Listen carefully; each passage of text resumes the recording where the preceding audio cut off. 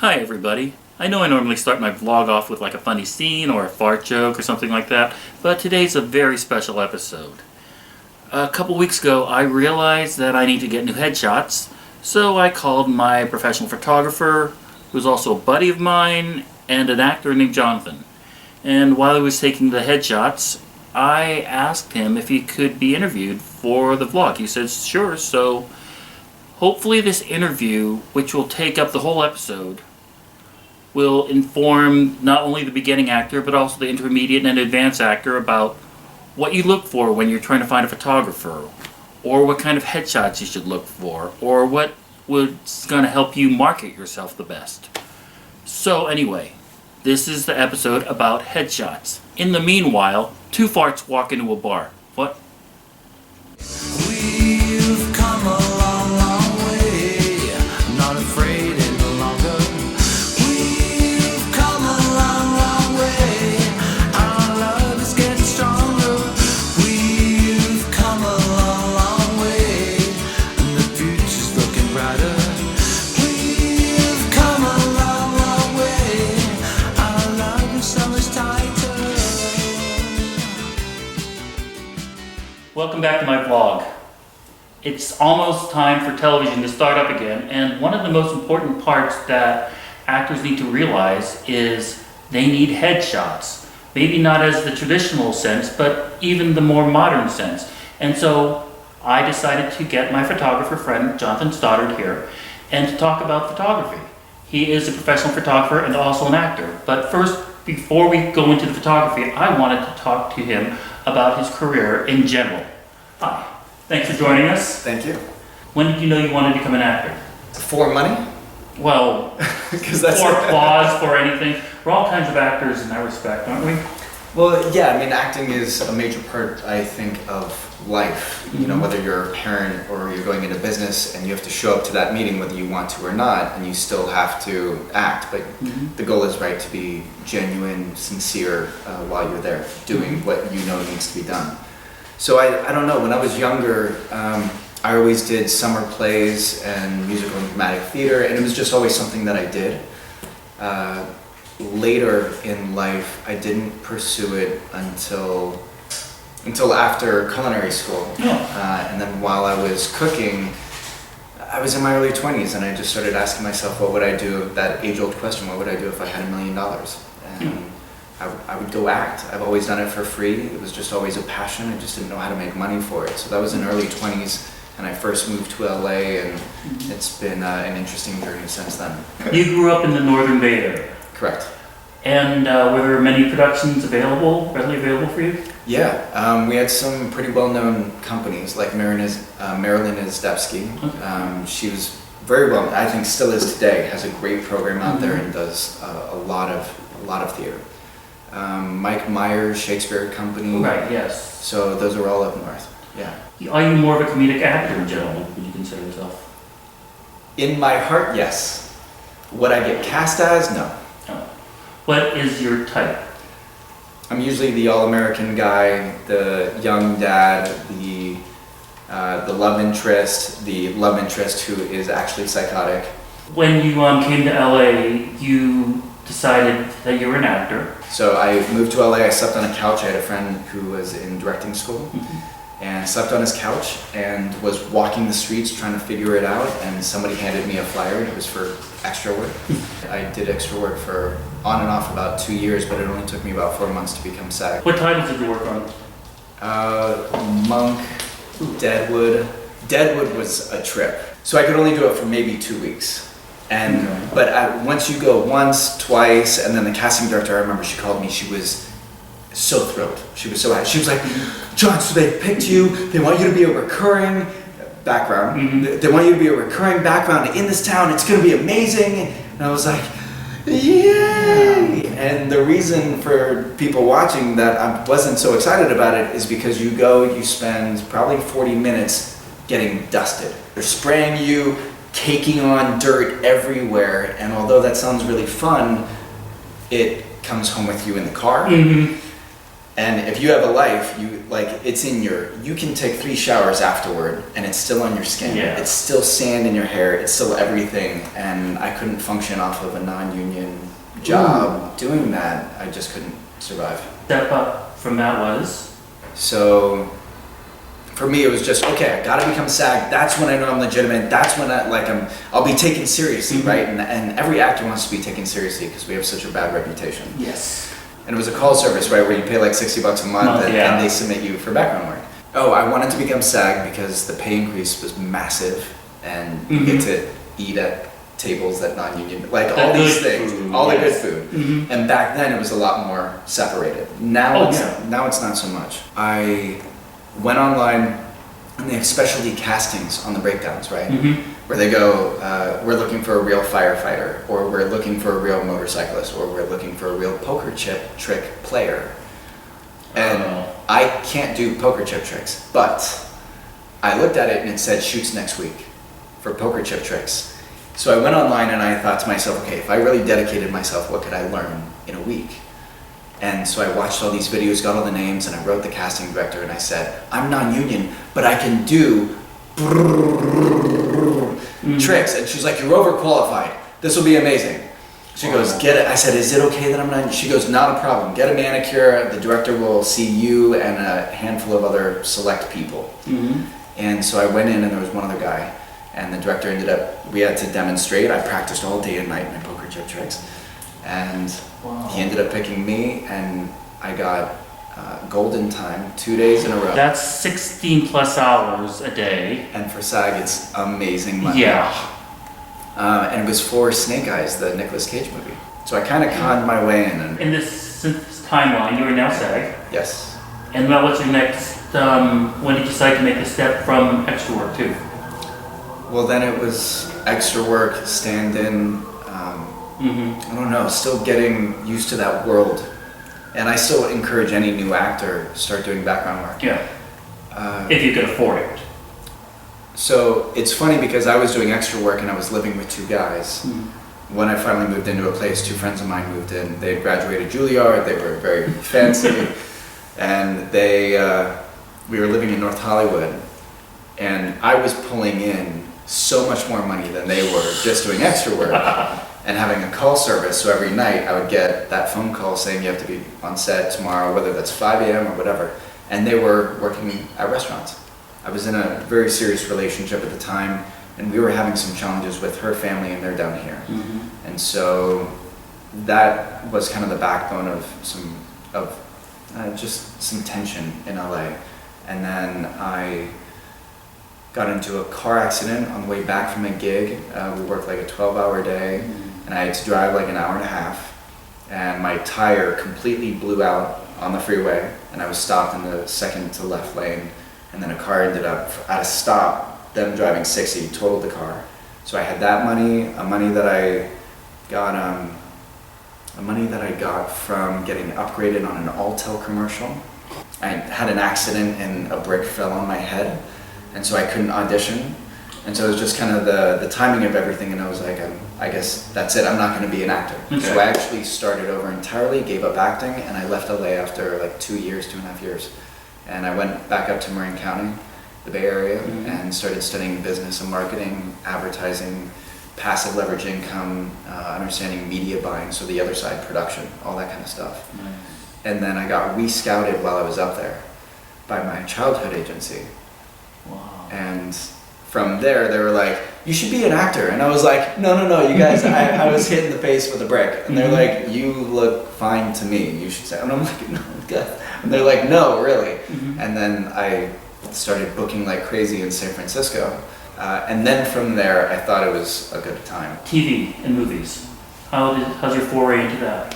While getting my grounding here, again, I was in another relationship that really derailed me. I was getting really invested in my relationship. So my career after I moved down here nothing really happened.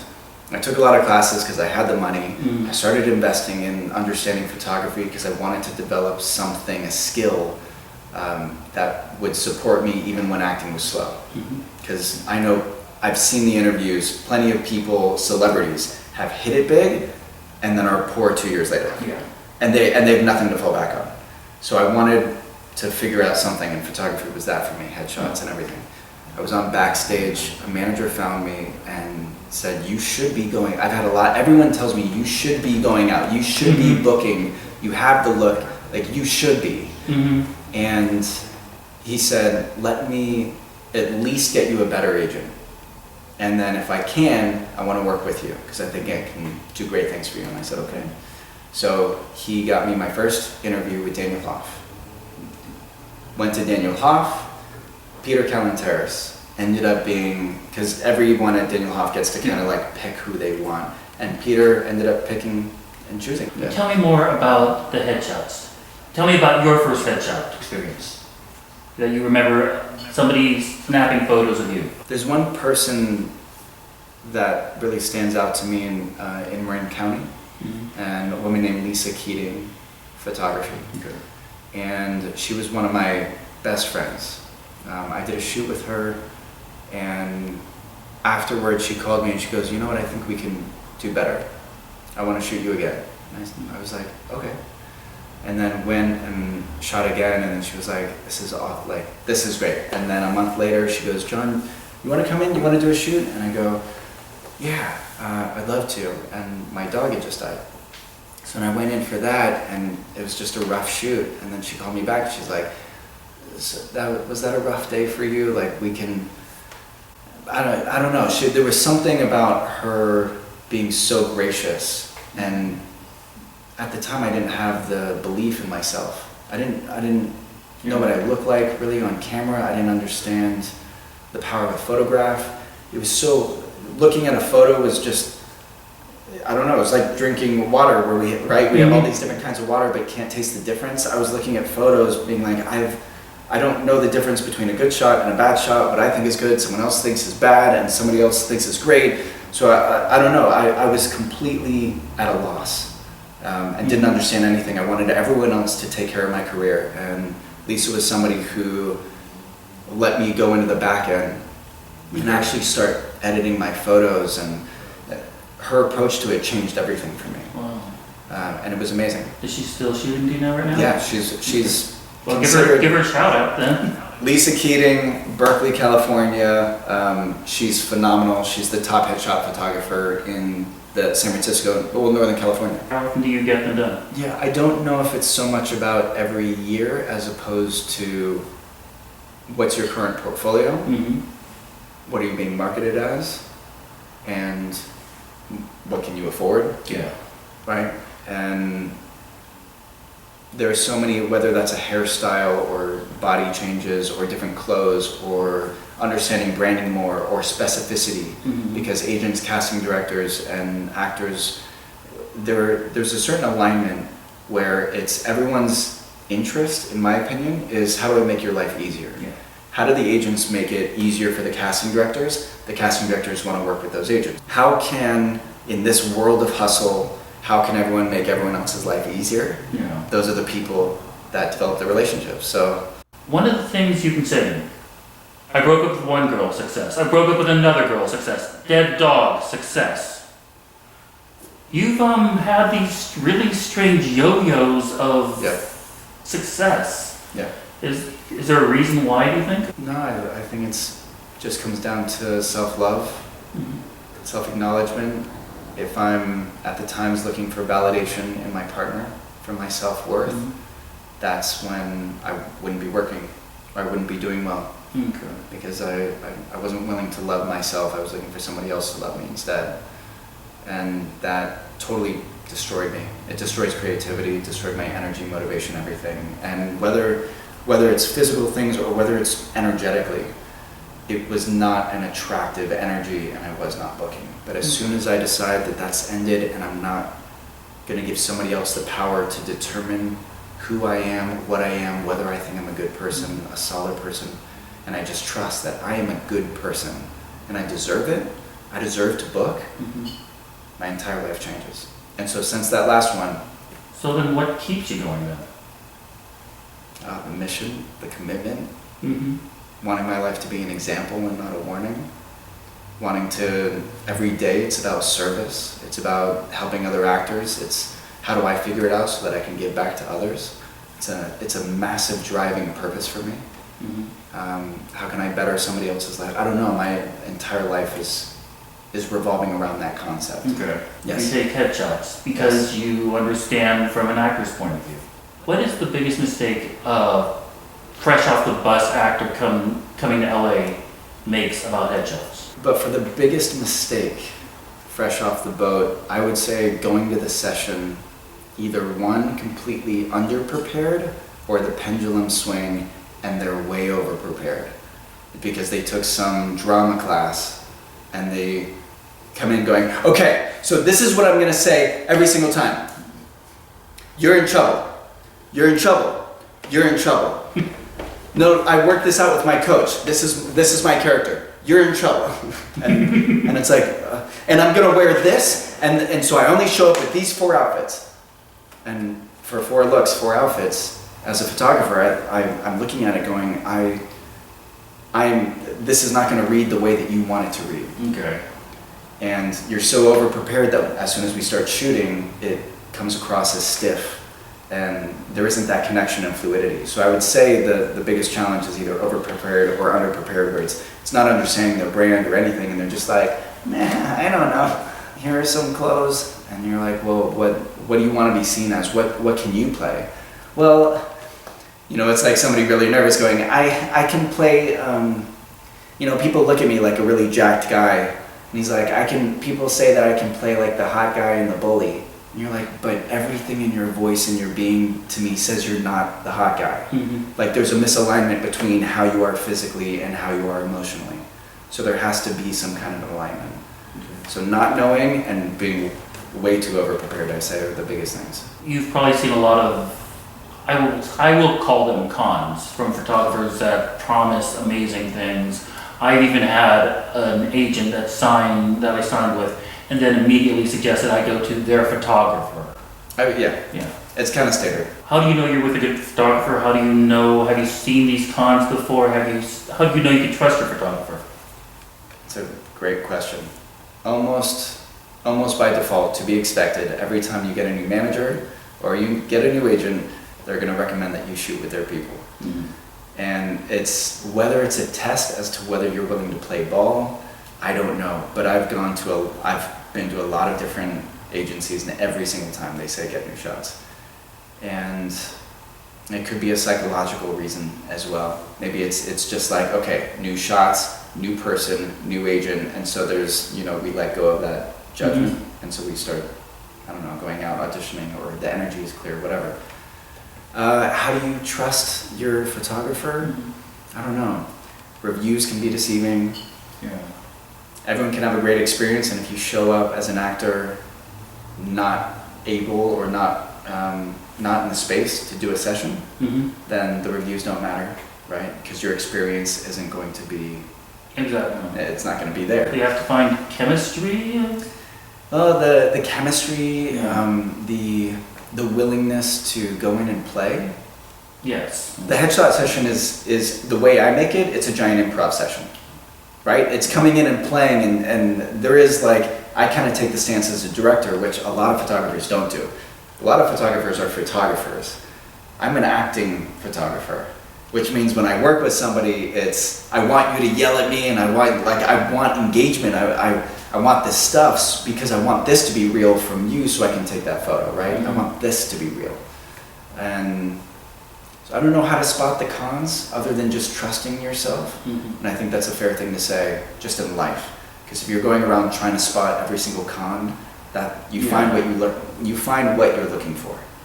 So stop looking for the cons and you won't find them. What if I said something like, my friend has a camera and he says he takes really good photos. Yeah. You've heard that before, right? Yeah. Well, what do you say to that person? If it works for you, awesome. But most likely... Most likely it isn't going to work. And there's just something to be said. Photography is not just pointing a camera. It's understanding camera, it's understanding lighting, and it's understanding post. And outside of that, headshots, like going to a wedding photographer for headshots are its own art form. So if you have a friend who has a camera who did some art classes and photography classes back in high school, it's just, you're not going to have the same impact as if you go to a trained person who is either talking to other actors constantly about what's working, what's not, talking to their agent about what's working, what's not. I mean, as an actor and as a photographer, I get to talk to agents and managers and find out, put my finger on the pulse and talk to casting directors, because now at this point, from all my bookings and everything, I have friends that I'm able to talk to, or casting directors sending their clients to me, or not their clients, but friends, because all casting directors have actors that are friends, so they'll send them to me. And having these conversations, what are you looking for? What are you liking? What's really big right now? What are producers responding to? And casting directors and agents.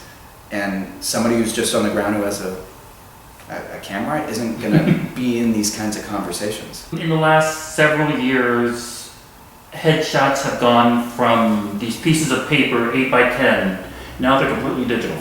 Right. Well, not completely, but yes. So the days of the paper headshot are almost dinosaurish at this point? I think there's always going to be a place for a paper headshot. Always. It's not going to be as prominent as it's been, but always. And so I've now produced and cast some of my own projects. And there is, it's like the difference between reading something on a Kindle and reading a book. And the tactile sense, or you finish with a casting and you're sitting there with everyone, your director, like a real hardcore casting director, producer, and you guys are sitting there and you're like, okay, who did we like? And we can spread it out, and we can literally, like a playing card almost, we can say, okay, we liked this headshot. Who was that other person after 17 people that we saw? Oh, I don't remember. They didn't have a headshot. What did they look? What was their name? Who were they after? And we're like, oh, it's too much effort. Okay, we like this person. They were good. And there's something to be said for that. And even for TV and commercials, because everyone to make a movie it's all visual. It all has to exist on paper, out on some board somewhere. So they put their headshots up on a wall.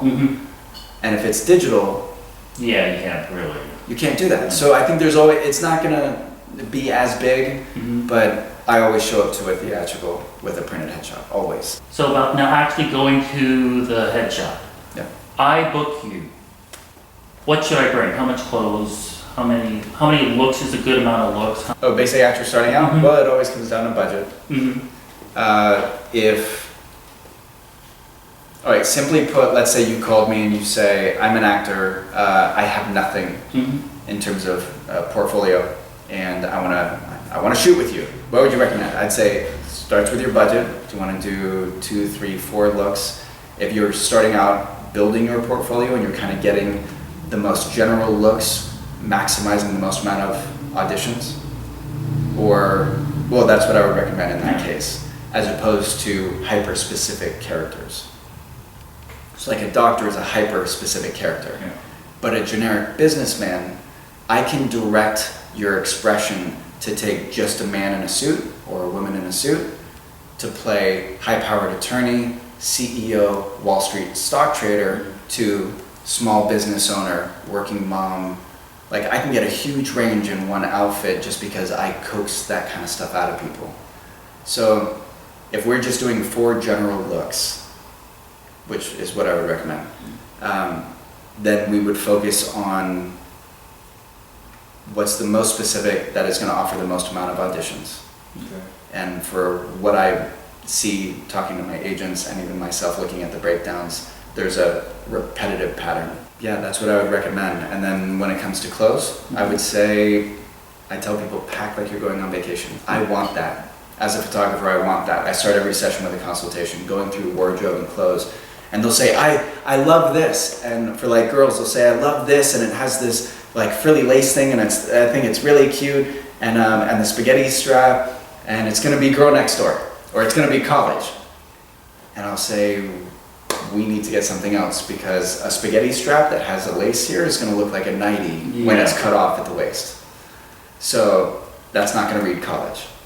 So that's why I want to have options. Or they'll say, I love this color, or I love this pattern. And it's like, this color or this pattern isn't really going to work in camera. Okay. People say, I want to be everyday or all American, and then it's like, well, that's going to look more rancher, and that's going to look more cowboy instead of all American, which there is a difference. Yeah. So I would say pack like you're going on vacation so that I can work with them and get the shots that matter. And then hair and makeup is the other question. That was my next question, actually, yes. So with hair and makeup, mostly relevant for women, although I will say guys learn how to do it. You need to know how to do it. I can't tell you how many years I went with just refusing to learn. And then I started noticing other huge bookers that I would have the chance to meet at a casting, and they'd have makeup. And I was like, oh, they're covering up the dark circles. Every time they go into an audition, they're treating it like a screen test for the producer. And so they're putting whether you can contact a makeup person and say, oh, can I just either trade services with you? Can I just pay you $100 for the next hour and a half? And can you teach me how to be camera ready by myself, and show me what I need to go buy, and then go out and do it. So I quizzed my Young and the Restless makeup stylist, and then went out, bought everything, and started learning how to do it myself. So if I happen to be tired the next day, I can do that. So when I talk to people on the phone, I say, if you can do it yourself, do it yourself. Because casting, one of the biggest issues is that casting, when they look at a photo, they'll say, is this real? Do they actually look like this? And then, of course, there's also the questions, once the photos are done, of retouching. I know there are companies, specifically in Hollywood, that's their entire job of retouching photos. Yeah. And you also do some of that work yourself. How much retouching is necessary in terms of not saying, okay, that's too much, we just need to shoot again, or something like that? There's a subtle balance, I would imagine. Yeah, I don't know where that limit is necessarily, but I have had to learn retouching just as a natural part of the business, and even with my own photos, because I'll shoot with friends just for fun, and then get a photo, and I'm like, oh, thank God I know how to fix this. How much time should a session take? Yeah. How long till the turnaround time, till you get your photos back? How long have all these? What's your idea? Well, so every photographer is different. My stuff, the length depends on how many shoots. It depends if we have hair and makeup. Hair and makeup just by itself usually adds another hour just to the beginning of the prep, because then we have to build out hair and makeup based off of the looks. Let's say 3 looks with hair and makeup, it'll probably take 2.5 hours, 2 hours, 2.5 hours. And the first hour is makeup, and then 30 minutes per look probably. Okay. With some breathing room in between. What about turnover time of getting the photos back? So getting photos back, I try and do my best to get them back to the client within 48 hours. And that's soon going to change, because I'm learning ways to get it back that day. For my people, I have them go through and I narrow it down so they're not sending the entire gallery to the agent. For the love of God, do not send the entire gallery to the agent. And I send everything. And I know a lot of photographers who will send the entire gallery to their client, which is what we would do. But your agent does not have the time to look through 300 photos. So do the first filter, the first pass through, narrow it down to 40 or less. And then this is my process. Have them narrow it down to 40 of what they like. They reach out to me, let me know that they did that. I create a new gallery of those 40, and that's what I send to the agents and managers. Ready for the spiel? Yes. Welcome to Booked at Photography. This is inside the studio. It's going to be fun. We've got Kyle. And we're about to get started. So we just did some lighting testing, and now I do a little spiel with my actors to kind of warm things up. Are you ready? Is your head and where your hips seem to go. So if your hips go back a little bit, it feels like you're leading, regardless of where your feet are. Now this is why all of this matters. Outside of this, when you go in for an audition and you stand on the blue tape, everyone stands there and they say, "Hi, I'm Jonathan Stoddard," right? So, as I said, I'm very directorial. Now what I ask of you give yourself permission. Give yourself permission to roll with it. Give yourself permission not to be perfect. Give yourself permission to feel the AC, hear the music, do whatever. If a song comes on and it triggers you, allow it to. If the shoot is taking longer than you want, use that frustration. Like, allow yourself to go through whatever it is you're going to go through and forget about everything. Nothing else matters when you're in there. Okay. And just work with me and be true to yourself. All right, cool. And then tilt down just a little bit. I just want to see where this lens goes right here. Okay. So this is kind of the magic space with the head and the lens. Okay. For the capture. Okay. It's mostly this. All right, cool. Now start rotating that way for me. And then pause, and then look back to me. And head this way. Tilt it, yeah, perfect. But go ahead and lift it up, and then just kind of tilt it on an axis like that. And then slowly start turning towards me, go. Pause, nice. So at this point, I would like to introduce to you the envelope of Jonathan. I have some questions I want to ask about you and your work. Okay. And these are all questions that are about you. Okay. And let's see how many you can get right. You were in a short project called I Don't. Yes. What was the name of your character?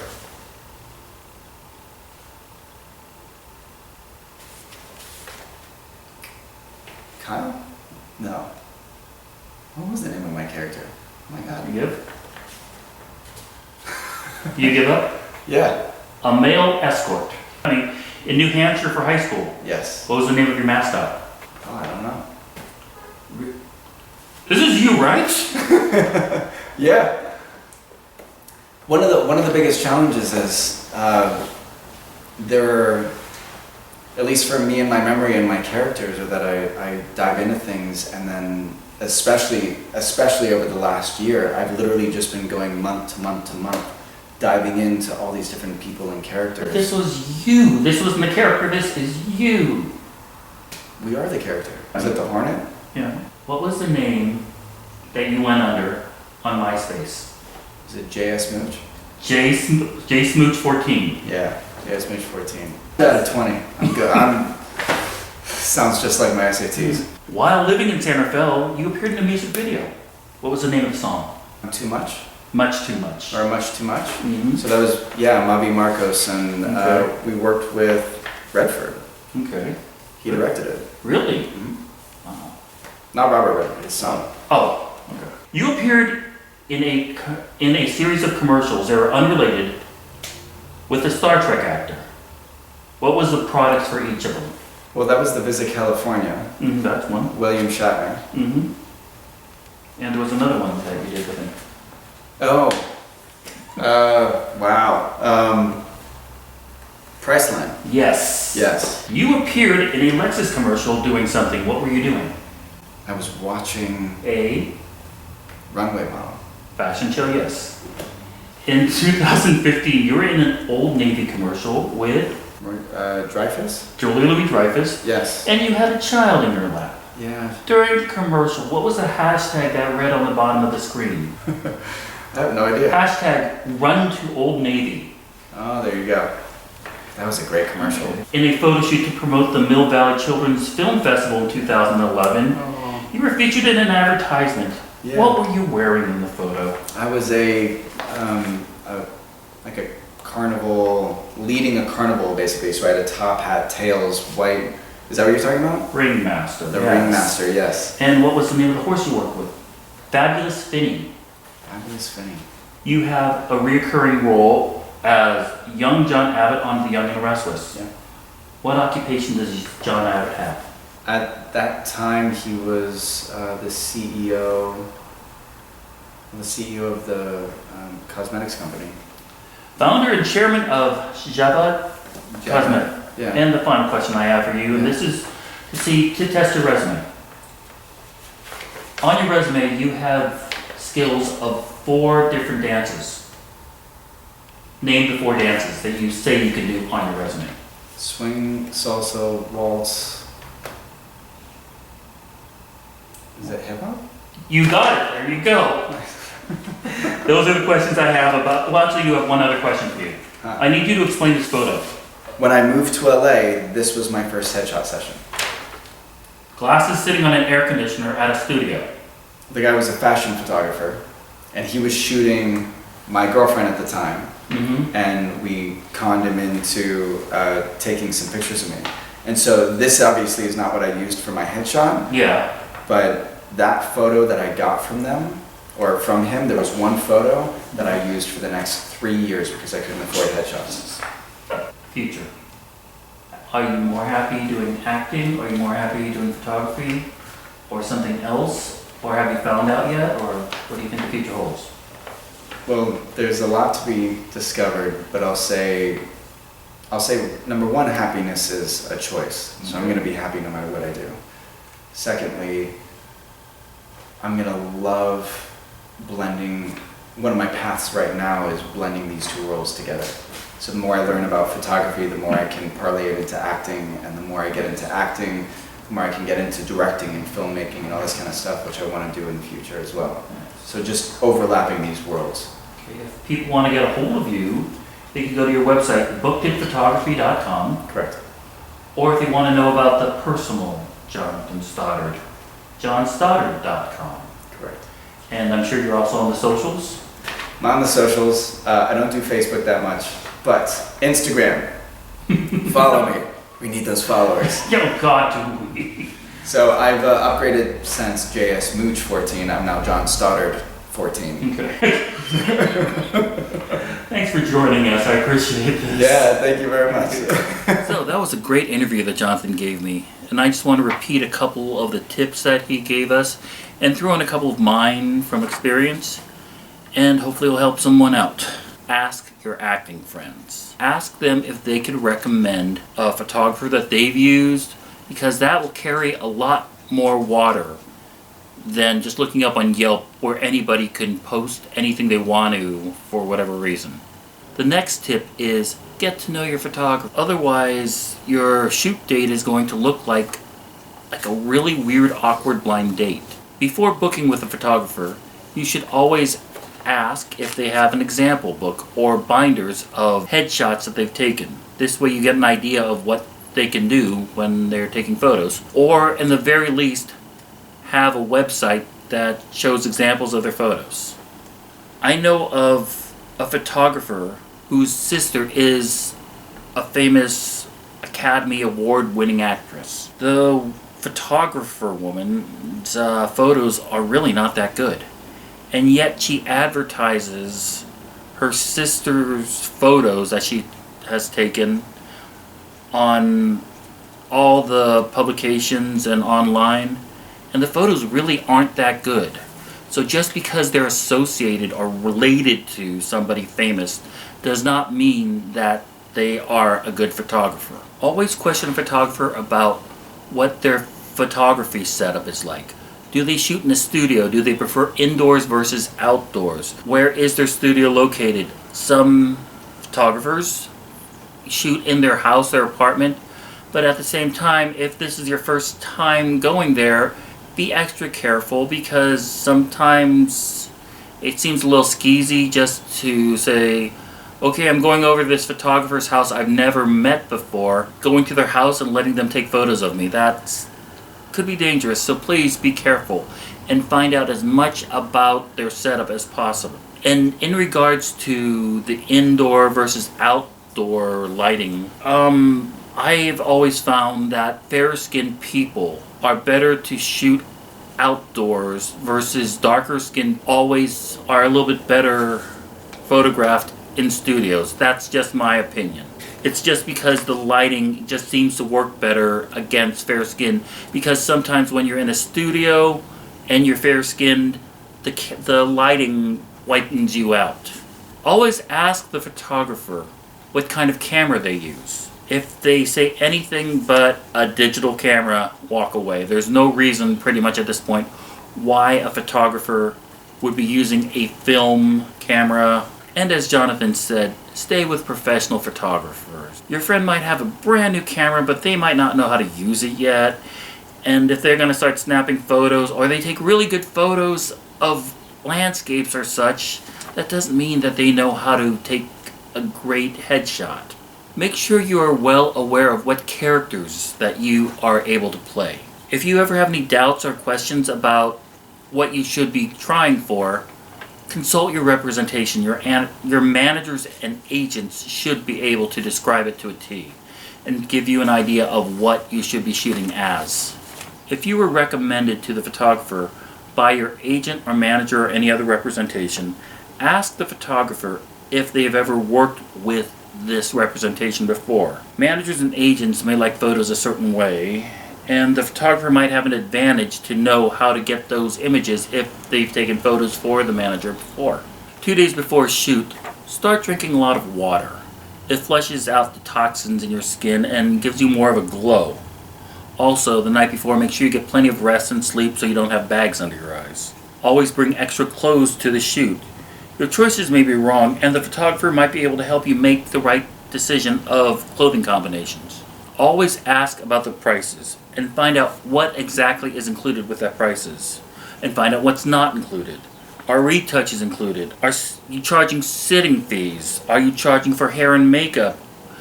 There are lots of things that they could charge that they don't mention. Just make sure that there aren't any additional costs. Hair and makeup. You do not have to come camera ready to a shoot. However, make sure you add at least an extra hour to the shoot time so that you can get properly ready. Men sometimes wear makeup, women mostly wear makeup, and just make sure that your hair and makeup is to your satisfactory. And also ask the photographer, if you don't have a hair and makeup person, if they can recommend somebody. I can guarantee most likely they will have somebody. Before you find a photographer, create a budget and stay to that budget. There is no reason why a photographer should ever try to upsell you or hard sell you on any other products that they may have. If you go in and they may want to give you a couple extra looks, but that's going to cost extra money, and that's more money in their pocket. When you are looking for a photographer, before booking, always ask about the turnover time until you get to see the finished products. They'll send you proofs, most likely online. That's a very 95% of the time. They will send you an email or a link to their Dropbox or Google Drive, which will have the photos in there for you to download onto your computer. There's absolutely no reason why your photographer should ever initiate you being naked during these photos. Photographers sometimes take horizontal headshots, but 90% of the industry, they use vertical headshots. It doesn't matter, it's mostly a preference, but most casting directors like to use vertical. When you're taking your headshots, remember, they're supposed to be a reflection of you. Have fun during the headshots. Smile. Be the real you, and that will reflect in the photos. When you are taking your photos, remember that these photos are going to be image of you, possibly on somebody's wall. Casting is done through electronic headshots, emailed to casting. However, some casting directors prefer the paper headshot, and they just like the feeling of being able to look at this photo, look at that photo, and combine, figure out which one they'd rather cast. 90% of the industry will be using headshots that are electronic, but occasionally you will find paper headshots needed. And in regards to paper headshots, you need to find a good printer, meaning a good company. You are not going to print these on your home printer. You need to let a professional do it. They will be able to tell the difference. Make sure the company has done headshots before. Make sure they use a good quality of paper with a good weight. Glossy photo paper may look better in some circumstances, but for my previous histories with them, I prefer using a heavy stock paper instead of glossy paper because it's next to impossible to print your resume on the back of the headshot of glossy paper. The ink will smear. And also staples tend to snag if you are going to staple the resume onto the back of the headshot. And finally, if it seems too good to be true, it probably is. From my experience, the cheapest headshot and the most expensive headshot aren't ever the best. You're going to easily pay a couple $100s for a couple looks. You just want to find somebody reliable who can take headshots for you that have experience, because the more experience that they have, the better they're going to be able to capture you. So good luck. In a couple weeks, I will have my new headshots to show on the vlog of what Jonathan has done. If you want to get a hold of me, you can email me at askkyliequestion@gmail.com. If you want to find me on the socials, I'm at Isao. And again, Jonathan Stoddard is the photographer that we dealt with, and he is an amazing guy, and I say thank you to him, and I recommend his photographs. But until next time, from Hollywood, that's a wrap.